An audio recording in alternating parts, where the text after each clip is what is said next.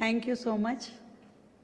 आज इस हॉल में जब मैं अलग अलग दिल्ली के कॉलेजेस से आई हुई अपनी इन गर्ल्स स्टूडेंट्स को देख रही हूँ तो मुझे इनमें कहीं कहीं रेखा गुप्ता बैठी हुई दिख रही है। वो ढीली ढाली पैंट, वो लड़कों वाली शर्ट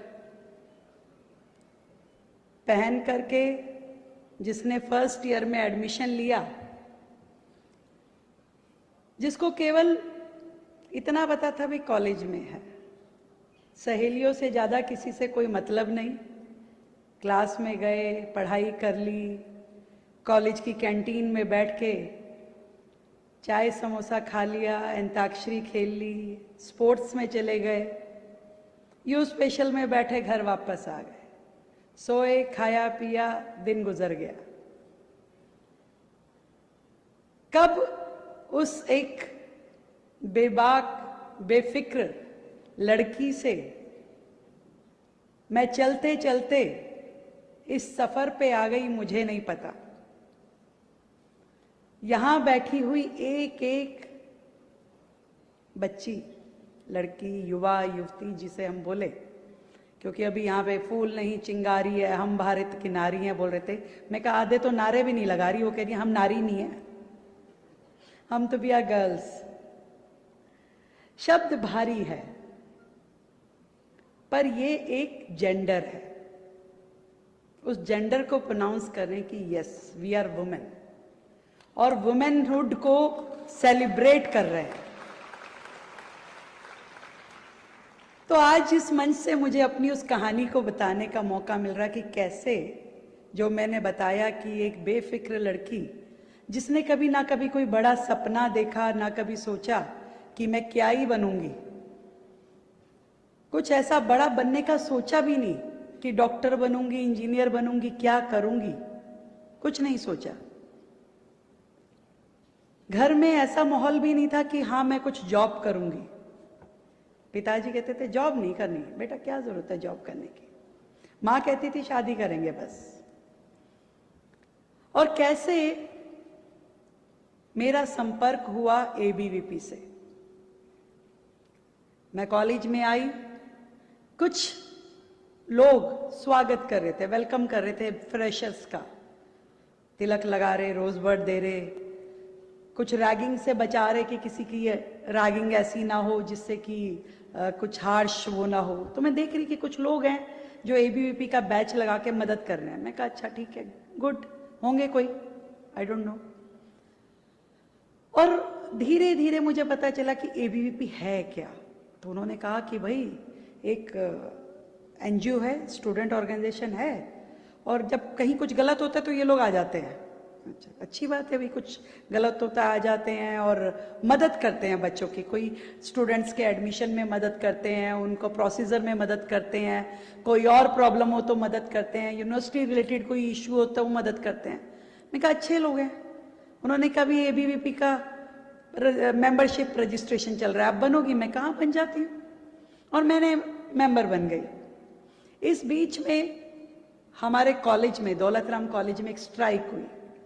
स्ट्राइक ऐसी कि महीनों तक कॉलेज बंद हो गया, स्टडीज बिल्कुल पैक। तो अब स्टडीज पैक तो कौन क्या कर सकता है, अब हमारे तो ध्यान में भी नहीं कि क्या कर सकते हैं हम।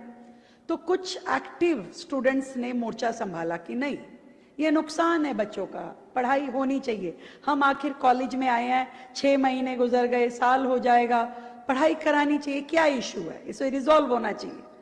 उस स्टूडेंट का ग्रुप बना, वो कभी यूनिवर्सिटी के वीसी से जाके मिलते थे, कभी डूसू के लोगों से जाके मिलते थे। उस ग्रुप में जैसे आज आप में से बहुत सारी लोग अपनी फ्रेंड के कहने पे आई होगी, कहाँ जा रहे हो, चल चल चल कोई नहीं, थोड़ी देर होके आएंगे, मिल के आएंगे, आ जाएंगे। फिर आते हुए ना एक काम करेंगे, कमला नगर रुकेंगे, थोड़ा शॉपिंग करेंगे, भेलपुरी खाएंगे और फिर घर चलेंगे।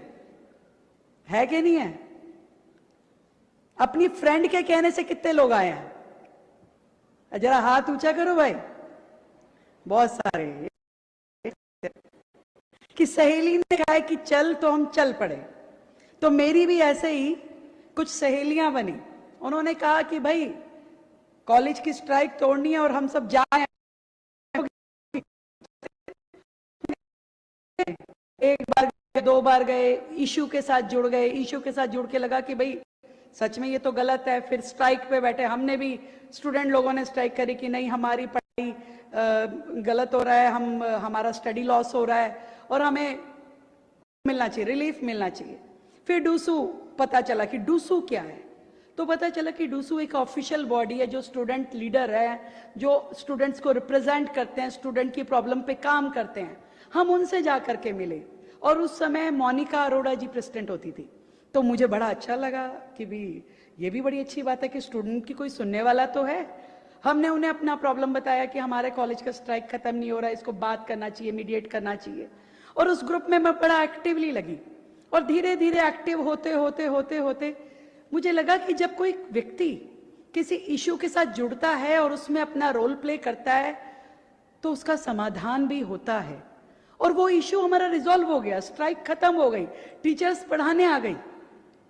मुझे लगा कि भाई वाह, हम लोगों ने थोड़ा सा एक्टिव हुए तो ये महीनों पुराना, मतलब पूरा एक साल दौलत राम कॉलेज में उस समय स्ट्राइक थी और हमारे इन्वॉल्व होने से स्ट्राइक खत्म हो गई।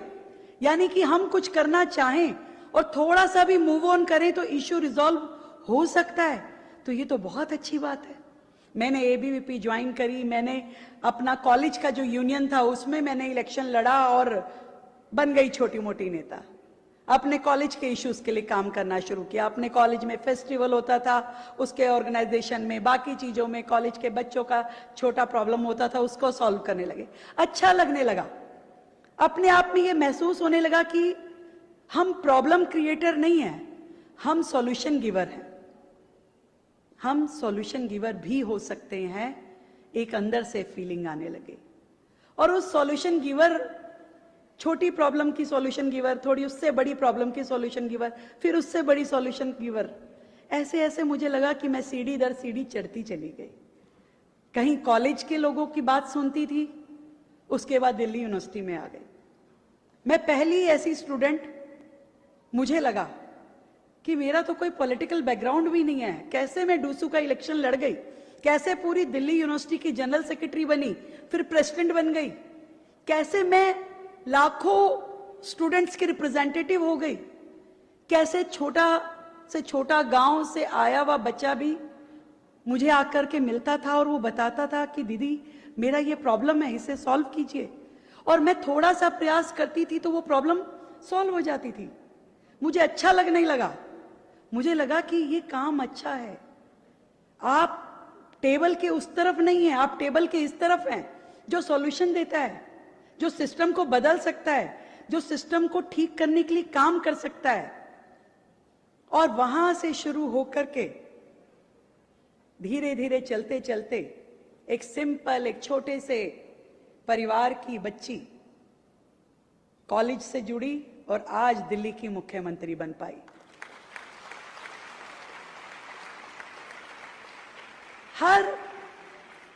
हर एक युवती जो यहां बैठी है उसके दो फेजेस हैं। एक, वो अपने आप को बहुत छोटा दिखाती है अपनी मां के सामने, अपने घर में, कि उससे छोटा कोई है ही नहीं, पानी का गिलास भी नहीं वो रख सकती, खाना भी माँ ही बनाएगी, वो बताएगी भी नहीं क्या खाना है, बस आप देख लो कुछ भी, पर अच्छा सा।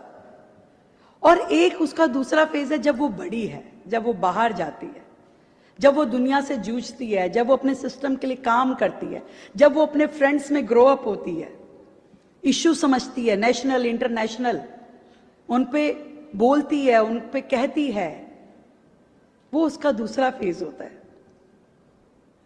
मैं ये सोचती हूं कि आप सब लोग अब दूसरे फेज में हो, जहां आपका रोल प्ले केवल इतना नहीं है कि आपने 3 साल 5 साल जो आपका कोर्स है, आपने अपनी स्टडीज पूरी की और बस हो गया, मेरा तो इतना ही था, बहुत जल्द गुजर जाएगा ये समय, आपको पता भी नहीं चलेगा कब आपके ग्रेजुएशन के, पोस्ट ग्रेजुएशन का ये टाइम निकल भी गया और आप खत्म हो गया।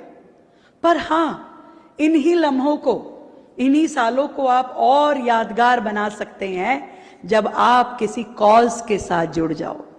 और वो कॉज के साथ जुड़ना यानी एबीवीपी के साथ जुड़ना। जो देश की सोचता है, जो समाज की सोचता है, जो स्टूडेंट्स की सोचता है, उनके वेलफेयर के लिए काम करता है। हमारे लिए अभी मन्नू जी ने बताया कि हम कश्मीर में तिरंगा नहीं फहराया जाता था, हम लोग गए कि हम कश्मीर में तिरंगा फहराएंगे।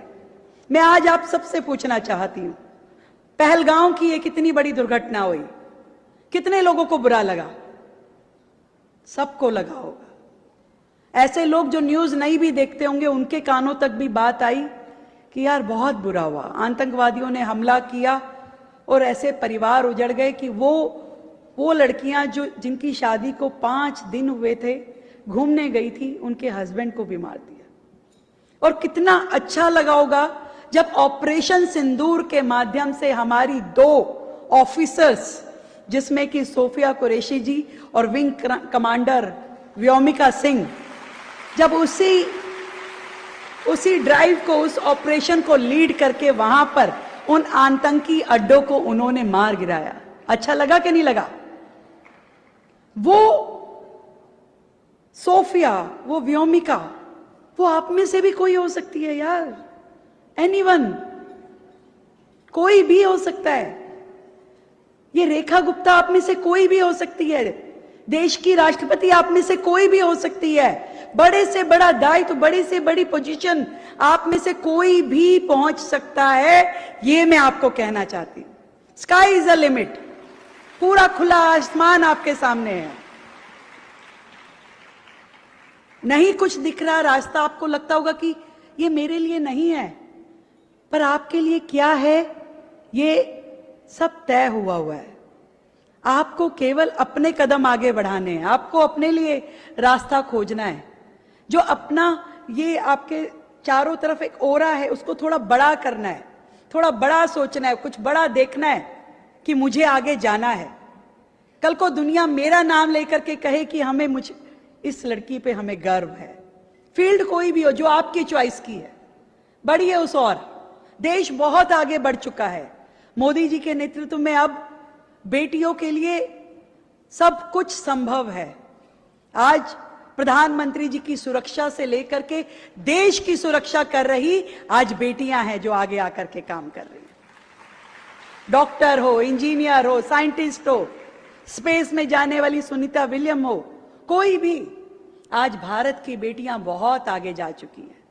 वो समय था जब बेटी बचाओ का नारा हम लगाते थे। क्यों? क्योंकि उस समय लोग बेटियों को बोझ मानते थे, लगते यार ये हमारे घर में ये जो बेटी हुई है ये एक लायबिलिटी है। तब बेटियों को मारने का प्रचलन था। आप लोगों को अचरज लगता होगा, था समाज में। धीरे धीरे धीरे धीरे समाज ने उस फेज को खत्म किया, तो बेटी पढ़ाओ की बात आई। तब बेटियों को पढ़ाया नहीं जाता था, थोड़ी परसेंटेज में वो आज भी है, तो भी आज कहते हैं अरे डॉक्टर बन के क्या करेगी, डॉक्टर लड़का ढूंढना पड़ेगा, ये बन के क्या करोगी, बाहर भेजना पड़ेगा, विदेश जाना पड़ेगा, ओहो हो, आउट ऑफ सिटी जाना पड़ेगा, नहीं तो दिल्ली में ही कुछ कर ले। कितनी सारी बेटियां हैं जो देश के अलग अलग कोनों से आकर के दिल्ली में पढ़ रही है। हर स्टेट की बेटी दिल्ली यूनिवर्सिटी में पढ़ती है।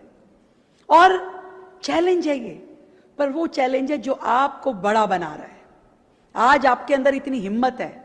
आप आज जो इस कार्यक्रम का नाम है स्वयं सिद्धा, आप स्वयं सिद्धा, आप अपने आप को साबित करने के लिए आई हैं कि आप में दम है, आप में विजन है, आप में शक्ति है और आप कर सकती हो। कर सकती हो ना? जोर से बोल के दिखाओ भाई, कर सकती हो। करके दिखाना ही है। मैं ये सोचती हूं हजारों लड़कियां जो आज मेरे सामने बैठी हैं, केवल एक मात्र छोटी सी साधारण स्टूडेंट नहीं है, वो देश का भविष्य है। वो भविष्य जो कल को वहां से यहां आके खड़ी हुई है। इस राज्य के मुख्यमंत्री के नाते मुझे पूरा भरोसा है कि यहां से ऐसे ऐसे पदों पे आप जाकर के बैठोगी कि दिल्ली यूनिवर्सिटी आप पे गर्व करेगी। हर इम्पॉसिबल में एक पूरी फुल लाइन है, आई एम पॉसिबल। यही एक टैग लाइन है आप सब बेटियों के लिए मेरी, कि आई एम पॉसिबल, मैं कर सकती हूं जो मैं चाहूं। मुझे पता है मुझे क्या करना है, मुझे मालूम है। ये तो रास्ता है, एबीवीपी डूसू, ये एक रास्ता है जो कहीं ना कहीं हमें देश के साथ जुड़ने में, समाज के साथ जुड़ने में, प्रॉब्लम और प्रॉब्लम के सॉल्यूशन के साथ जुड़ने में मदद करता है।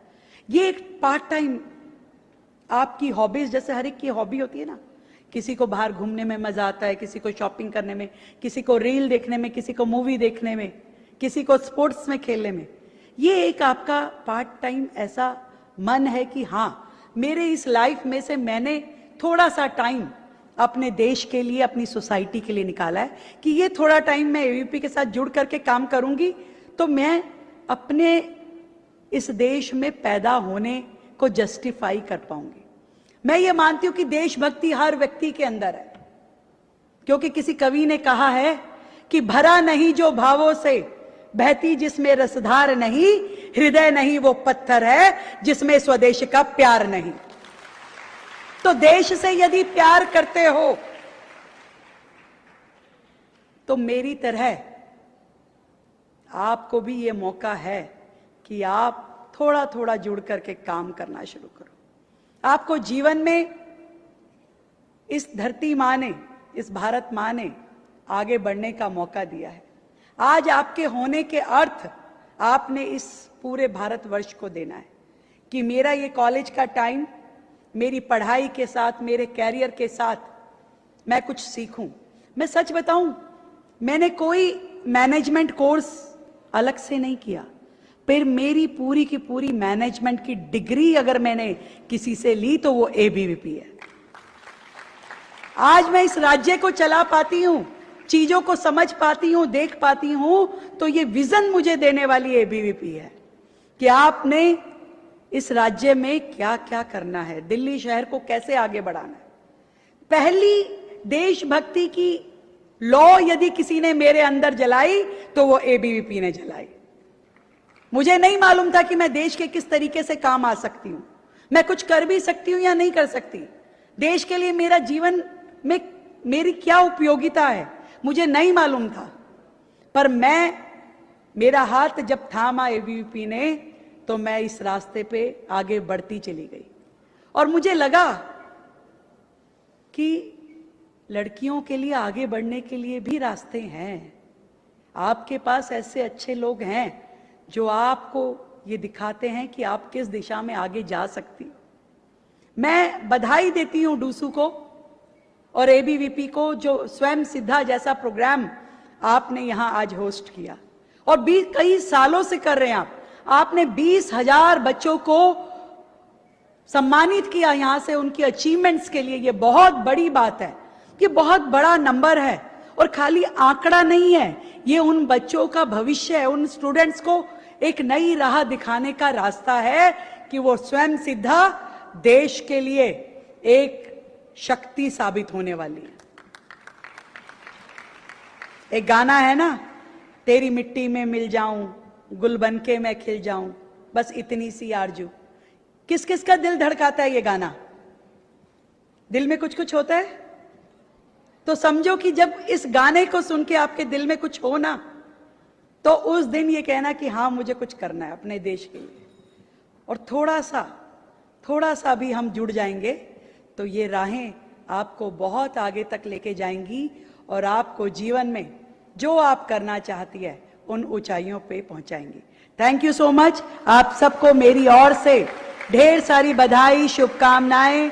आप यूं ही आगे बढ़ती रहें, आपके आने वाले जीवन के लिए ढेरों बधाई, शुभकामनाएं। और जो बात आपने कही यू स्पेशल की, यू स्पेशल मैं चाहती हूं कि इसकी संख्या लगातार बढ़े। दिल्ली यूनिवर्सिटी के हमारे बच्चों को बहुत ही सेफ, इकोनॉमिक और मॉडर्न ट्रांसपोर्टेशन मिले, उसके लिए दिल्ली सरकार में बैठी आपकी ये मुख्यमंत्री दीदी ढेर सारी बसेस आपको देने वाली है आने वाले समय में। और मेट्रो पासिस की जो बात कही कि जो अब तक ना हुआ वो करके दिखाने का काम आपकी ये दिल्ली की सरकार करेगी।